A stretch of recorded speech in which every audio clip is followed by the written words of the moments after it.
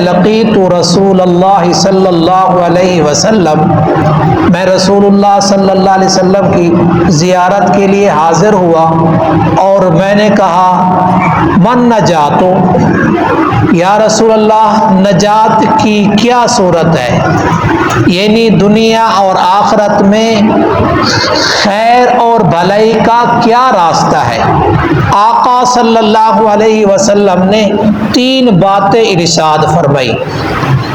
سب سے پہلی چیز فرمائی املک علیک لسانک، اپنی زبان کو اپنے قبضے اور کنٹرول میں رکھو، یعنی اپنی زبان کو ہر اس بات اور اس چیز سے محفوظ رکھو جس میں خیر اور بھلائی نہیں ہے۔ صاحب مرقات والے نے ایک دوسرا مطلب بھی لکھا ہے کہ اپنی زبان کو بند رکھو، اپنے اعمال کی حفاظت کرو، اپنے گناہوں اور اپنی نیکیوں کو سوچتے رہو، اس میں نجات چھپی ہوئی ہے۔ امام اوزاعی رحمۃ اللہ علیہ فرماتے ہیں مومن بات کم اور کام زیادہ کرتا ہے، منافق کام کم اور باتیں زیادہ کرتا ہے۔ دوسرے نمبر پہ فرمایا وَيَسْعَكَ بَيْتُكَ، اپنے گھر میں ٹھہرے رہو، بغیر ضرورت کے اپنے گھر سے نہ نکلو۔ اسی وجہ سے لوگ فتنوں میں مبتلا ہو جاتے ہیں، وہ جب گھروں سے باہر نکلتے ہیں تو پھر فتنوں اور مصیبتوں اور حادثوں میں مبتلا ہو جاتے ہیں۔ اور تیسری نمبر پہ فرمایا وَابْكِ عَلَىٰ خَطِیئَتِکَ، اپنے گناہوں پر رویا کرو۔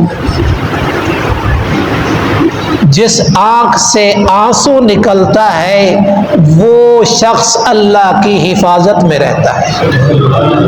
اور ایک اور روایت میں آتا ہے آقا صلی اللہ علیہ وسلم نے فرمایا قیامت کے دن 3 لوگوں کے علاوہ بقیہ لوگ روئیں گے۔ ایک وہ شخص نہیں روئے گا جو اللہ کے خوف میں دنیا میں روتا تھا۔ دوسرا وہ آدمی جو حرام چیزوں پر اپنی آنکھوں کو بند کر لیتا تھا۔